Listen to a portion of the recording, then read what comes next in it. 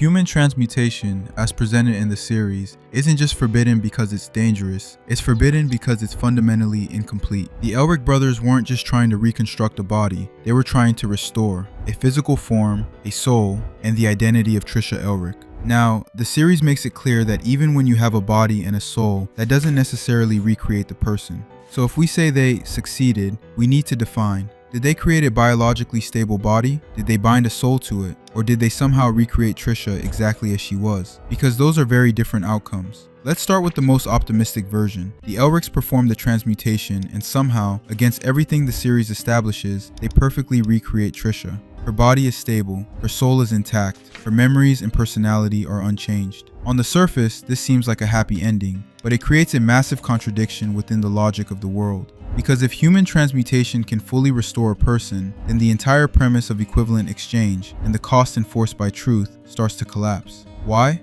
Because it would mean that death is reversible, identity is reproducible, and loss can be undone through knowledge and skill. At that point, alchemy stops being a system with limits and starts becoming a tool for bypassing consequences. And if that's true, then characters like Van Hohenheim, who spent centuries grappling with the weight of human life, are operating under a false premise. So even in the best case scenario, success doesn't just change the Elric story, it breaks the entire philosophical foundation of the series. Now let's look at something more consistent with the world. The Elrics succeed in creating a stable body and binding a soul, but it isn't truly Trisha. This is closer to what we already see in the series with artificial humans and soul binding. The result might look like her, speak like her, even believe it is her, but something would be fundamentally off. Not in an obvious horror movie way, but in subtle inconsistencies. Gaps in memory, emotional responses that don't quite align, a sense that the person they brought back is incomplete. And over time, Edward would notice, because Edward's entire character is built on observation and skepticism. So instead of relief, what you get is a prolonged realization. They didn't bring their mother back. They created something that resembles her.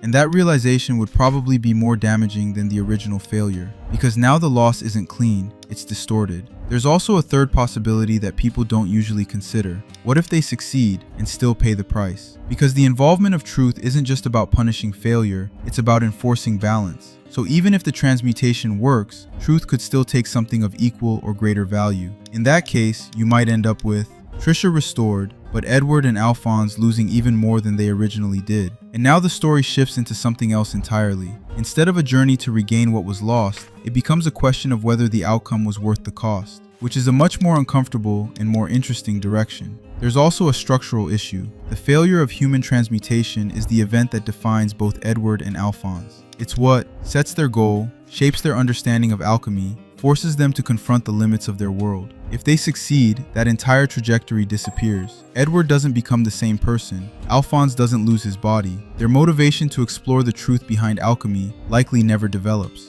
And that has wider consequences, because without their journey, they may never uncover the larger systems at play, especially those tied to figures like father. So success doesn't just change their personal outcome, it potentially allows much larger problems to go unresolved. At a deeper level, this question highlights something important about Full Metal Alchemist as a whole. The story isn't just about whether something is possible, it's about whether it should be. Human transmutation isn't forbidden because it always fails. It's forbidden because even if it succeeds, it creates consequences that undermine the value of human life and loss. And that's why the Elric's failure matters, not because it's tragic, but because it establishes a boundary that the rest of the story is built around. So if the Elric brothers had succeeded in human transmutation, you don't just get a happier version of the same story, you get a fundamentally different world. One where death is negotiable, identity can be reconstructed, and the limits that define human experience start to erode. And in that kind of world, the question isn't whether the Elrics would be better off,